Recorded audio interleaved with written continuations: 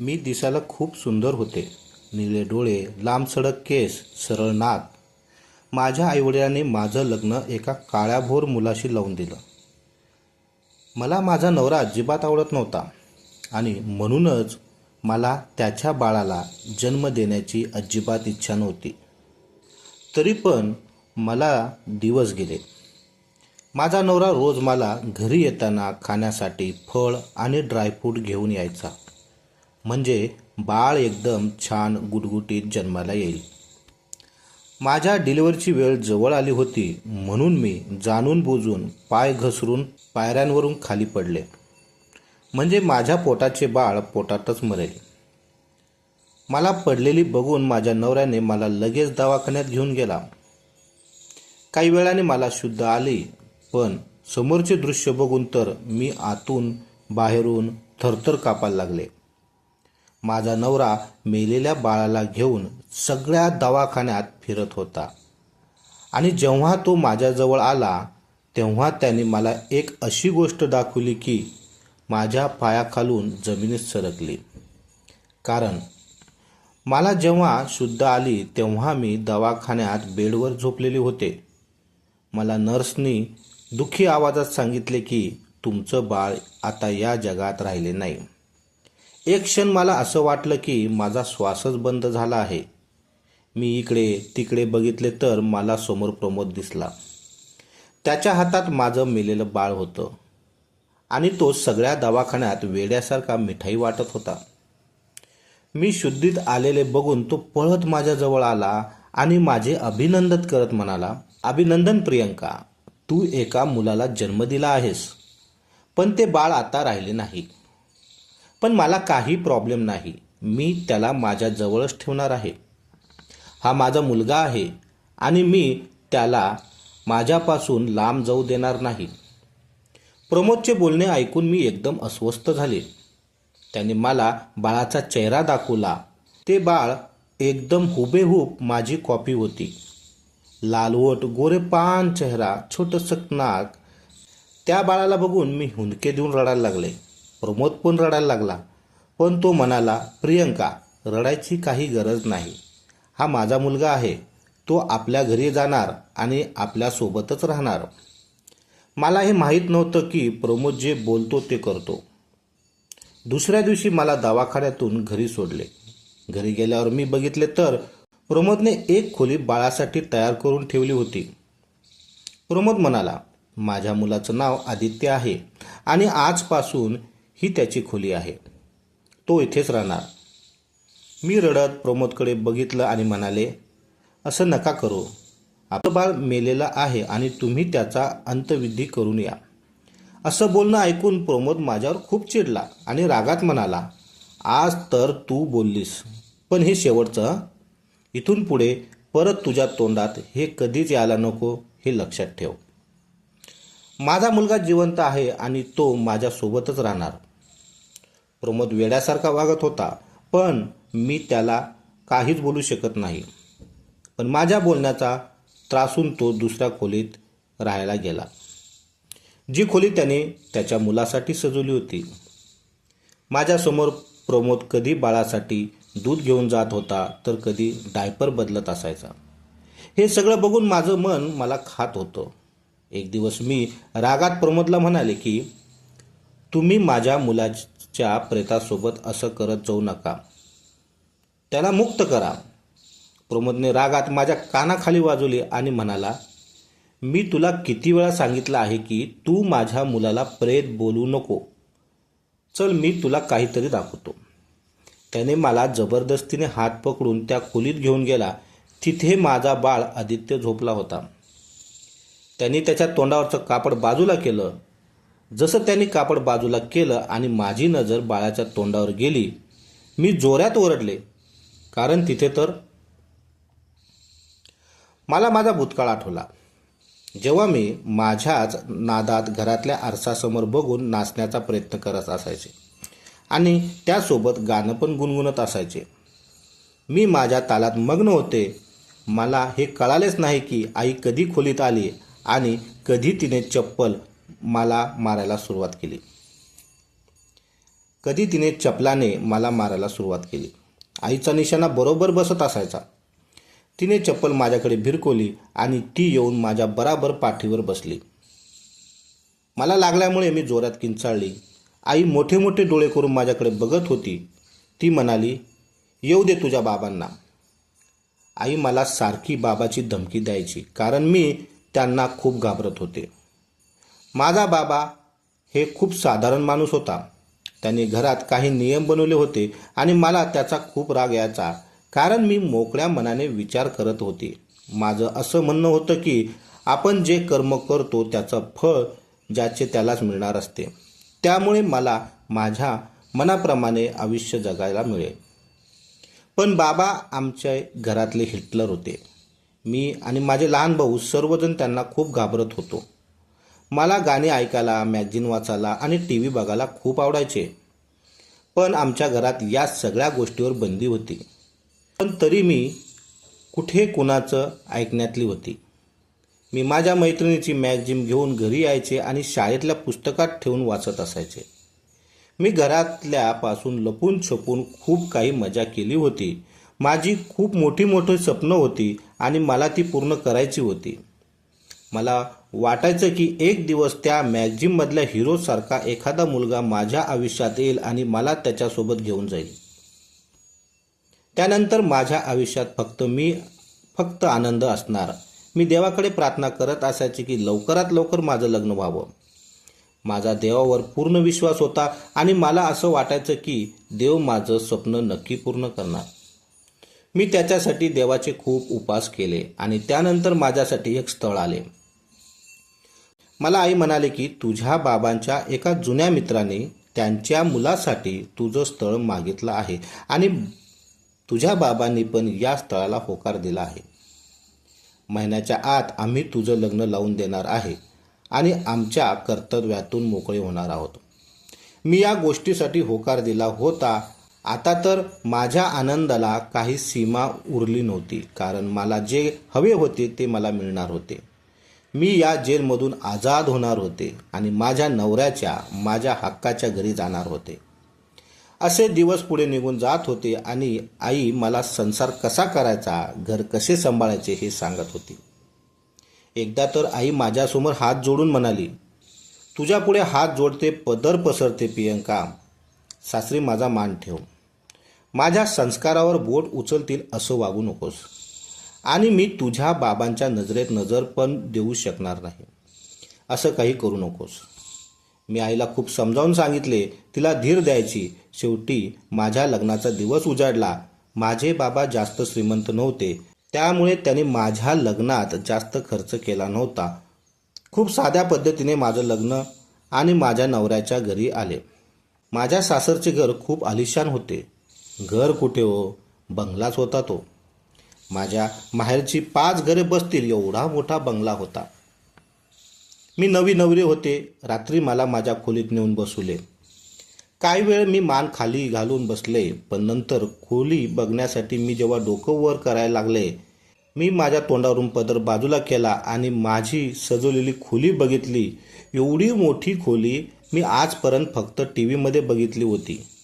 ती खोली बघून माझे डोळे मोठे झाले. मला बाहेरून कोणीतरी आत येण्याचा आवाज आला. मग मी लगेच पदर तोंडावर झाकून घेतला.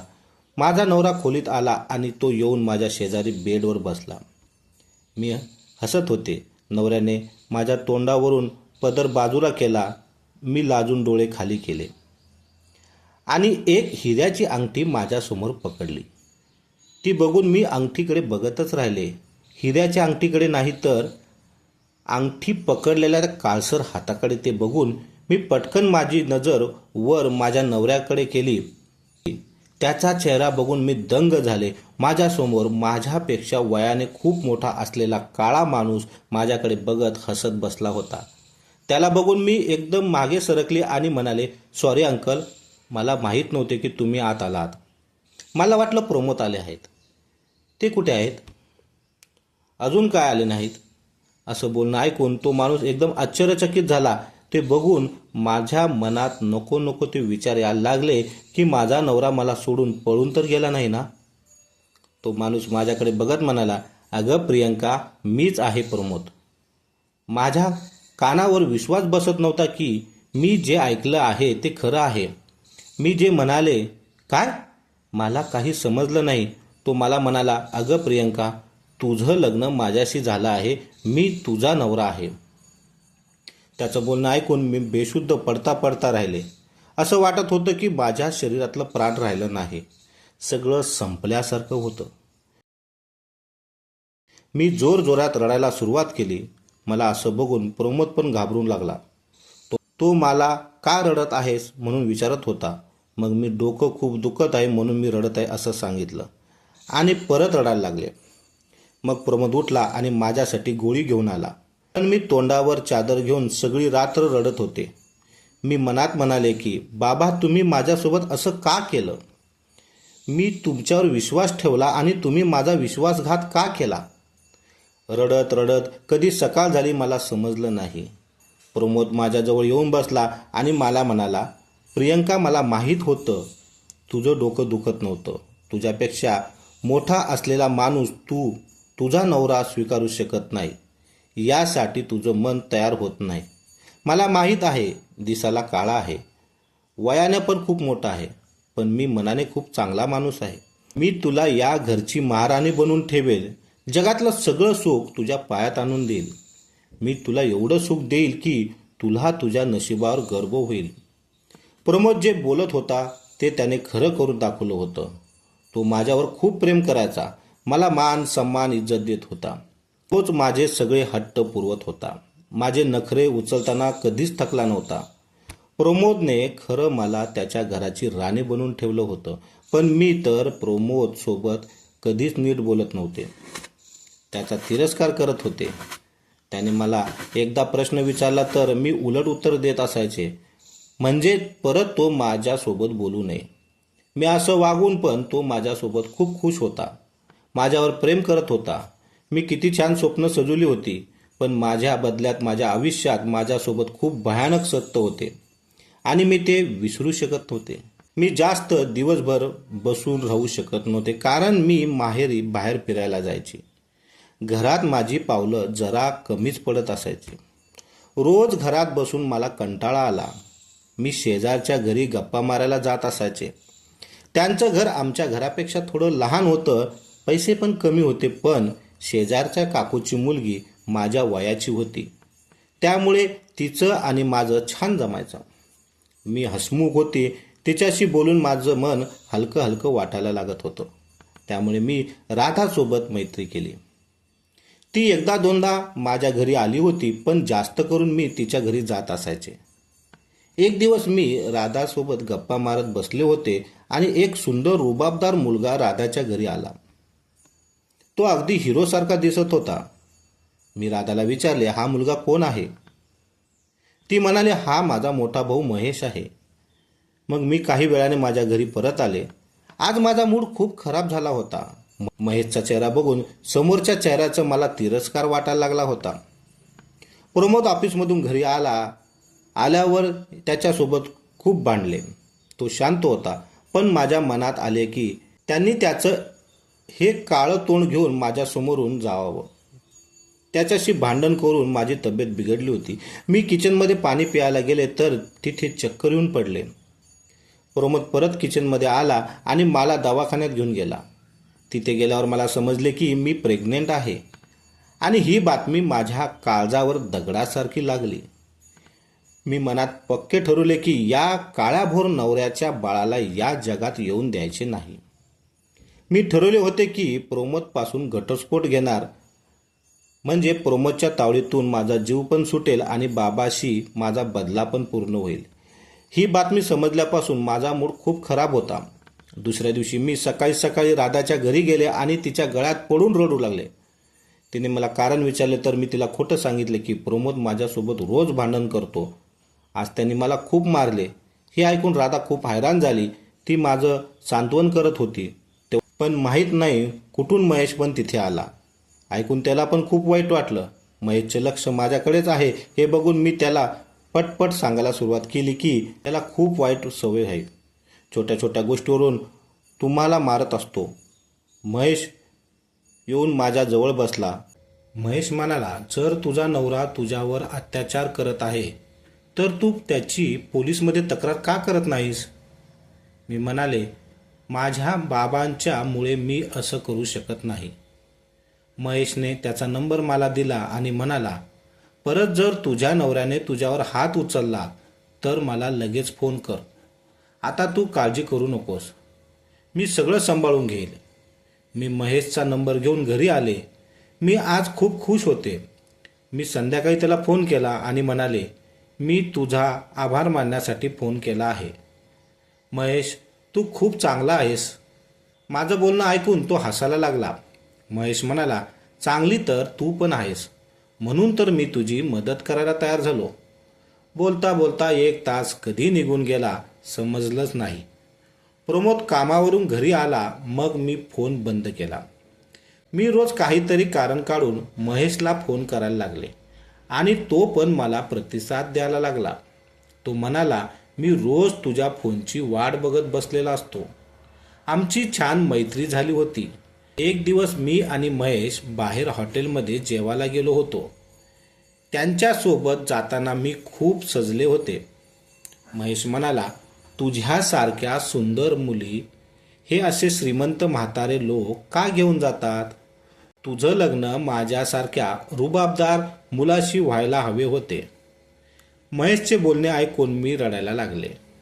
मी म्हणाले, माझं पण स्वप्न होतं तुझ्यासारख्या मुलाशी लग्न करायचं, पण माझ्या बाबांनी माझं लग्न मला न विचारता प्रमोदसोबत लावून दिलं.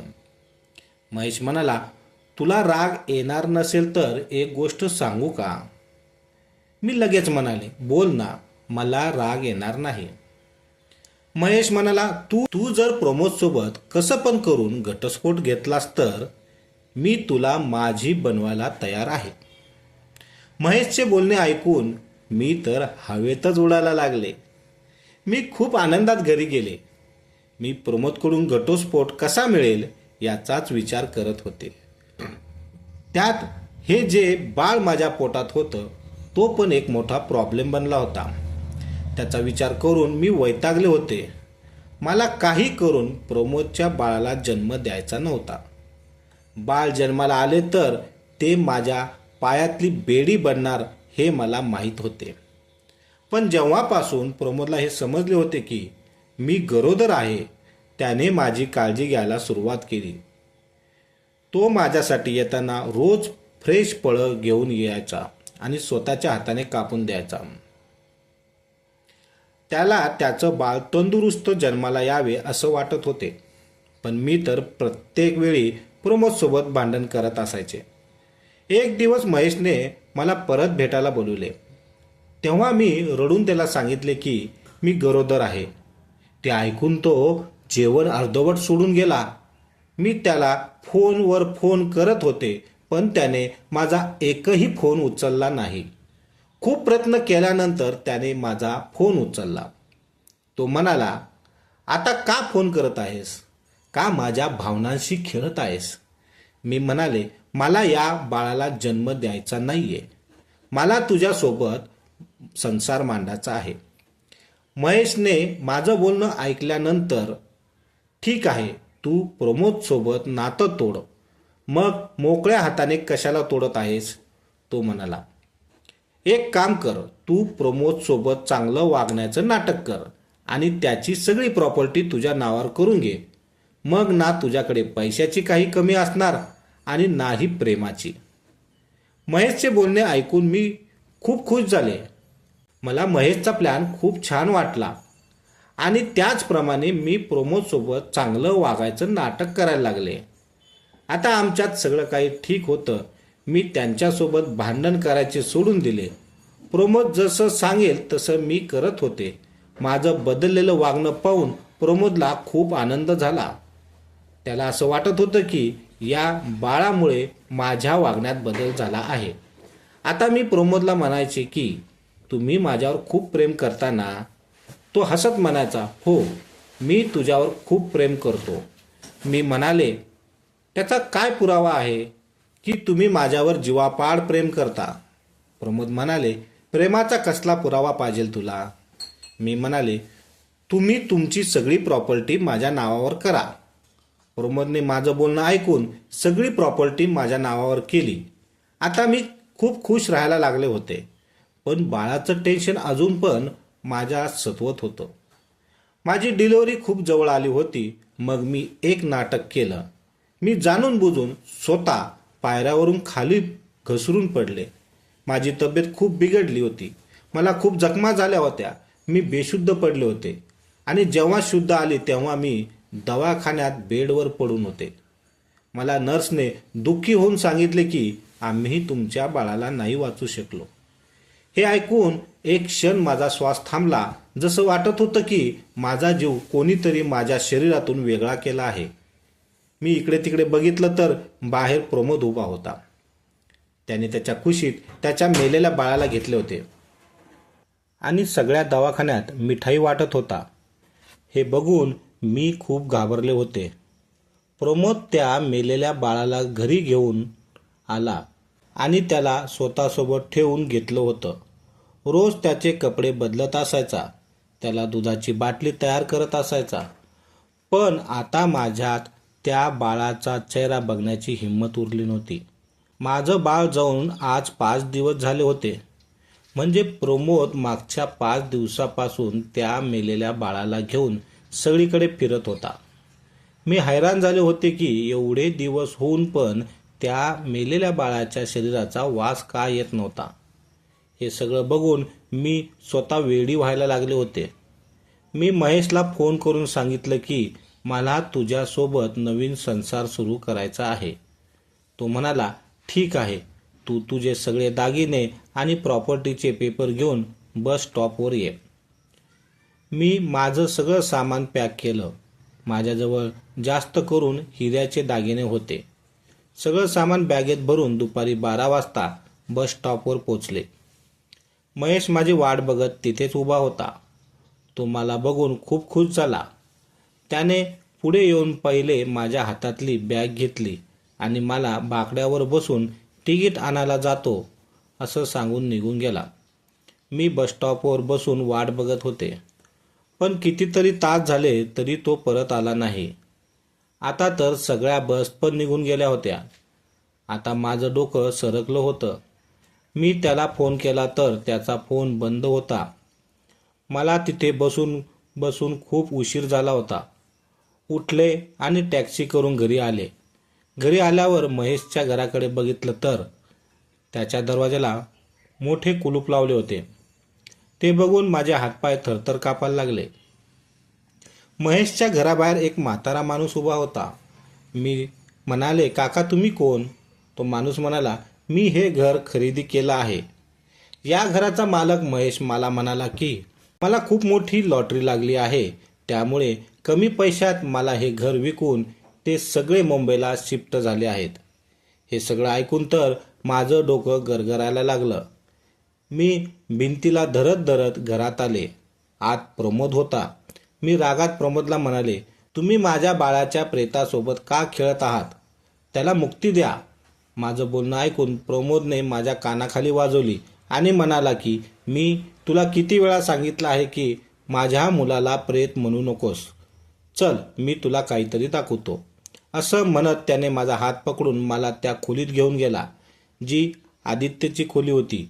त्या खोलीत आदित्य झोपलेला होता.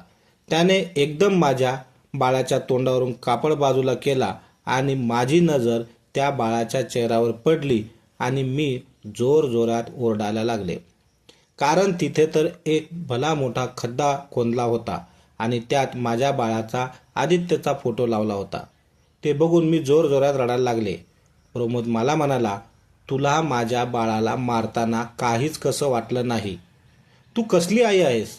तू एक परपुरुषासाठी माझ्या बाळाला मारले. मला सांग, असं का केलंस तू?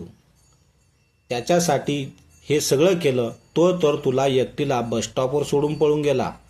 हे ऐकून मला खूप मोठा धक्का बसला. म्हणजे प्रमोदला माझं सगळं वागणं अगोदरपासूनच माहीत होतं. मी तुमच्या पाया पडून रडायला लागले. मी आता हात जोडून माफी मागितले आणि म्हणाले की महेश, तुझी सगळी प्रॉपर्टी आणि दागिने घेऊन मला फसवून पळून गेला. प्रमोद म्हणाला, मला माहीत आहे की माझ्या पाठीमागे तू लपून छपून महेशला भेटत होतीस आणि त्याच्यासाठीच तू तुझ्या बाळाला मारून टाकले. त्याच्यासाठीच तू माझी सगळी प्रॉपर्टी मागितली होतीस.